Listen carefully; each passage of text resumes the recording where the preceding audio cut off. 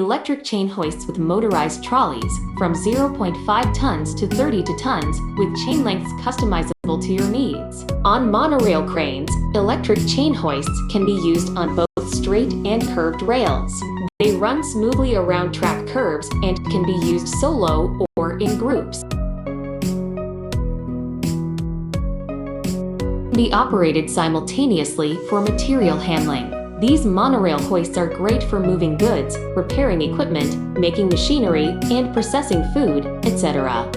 Used on overhead cranes, single girder cranes. These have one girder and are used for lighter loads. Double girder cranes. These have two girders providing additional strength and stability for heavier loads.